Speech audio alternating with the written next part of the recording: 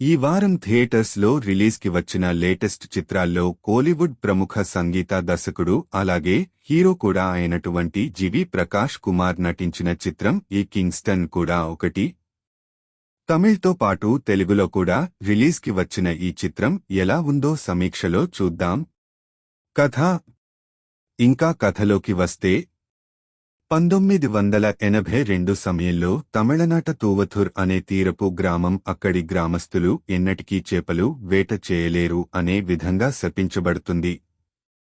అది ప్రస్తుత సమయానికి కూడా కొనసాగగా కింగ్గా పిలవబడే కింగ్స్టన్, జివి ప్రకాష్ కుమార్ తూతుకుడికి చెందిన ఓ స్మగ్లింగ్ గ్యాంగ్ ని లీడ్ చేసే థామస్ సాబుమోన్ అబ్దుస్మాద్ తో పనిచేయడానికి రెడీ అవుతాడు.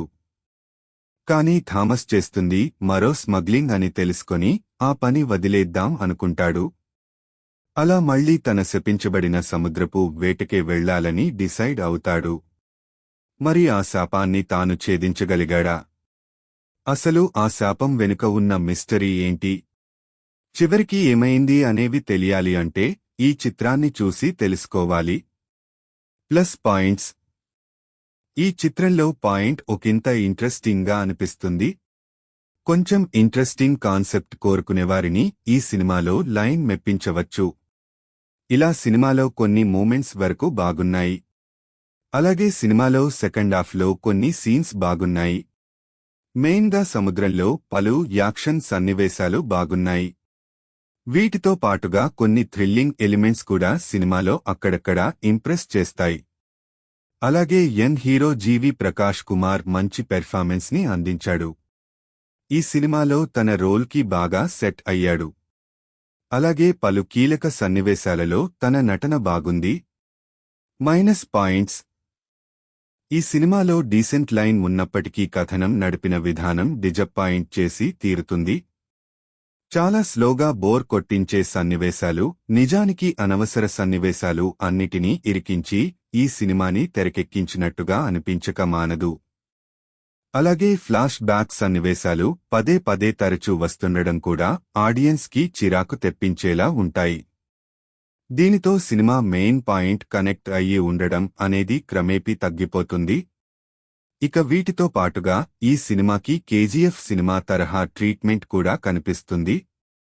ఆ ఫ్లాష్ కార్స్ ఇంకొన్ని బిల్డప్ ఎలివేషన్ సన్నివేశాలు ఆ సినిమా నుంచే ప్రేరణ చెంది చేశారా అన్నట్టు ఉంటాయి. ఇక సినిమాలో ఫస్ట్ హాఫ్ అయితే ఆడియన్స్ సహనాన్ని టెస్ట్ చేయడానికే అన్నట్టు ఉంటుంది. ఆ ఇంటర్వెల్ వచ్చే వరకు అలా బోర్గానే సాగుతుంది. ఇంకా సినిమాలో నటీనటుల సమస్యలు కూడా ఉన్నాయి. కొన్ని పాత్రలకి ఆ నటులు సెట్ కాలేదు. అలాగే దివ్య భారతి రోల్ కూడా సినిమాలో అనవసరం అనిపిస్తుంది. ఇంకా సినిమాలో గ్రాఫిక్స్ కూడా చాలా తక్కువ క్వాలిటీలో కనిపిస్తాయి. సాంకేతిక వర్గం. ఈ చిత్రంలో నిర్మాణ విలువలు బిలో యావరేజ్గా ఉన్నాయి. నిర్మాణ విలువలు మాత్రమే కాదు, టెక్నికల్ పరంగా కూడా సినిమాలో యావరేజ్గానే అనిపిస్తుంది. ఆ విఎఫ్ఎక్స్ వర్క్ అయితే చాలా వీక్ అని చెప్పవచ్చు. జివి ప్రకాష్ మ్యూజిక్ కూడా సోసోగానే ఉంది. Cinematography okay. అలాగే ఎడిటింగ్ ఇంకా బెటర్గా చేయాల్సింది. మూమెంట్స్ చాలా డల్గా ఉన్నాయి. తెలుగు డబ్బింగ్ పర్వాలేదు.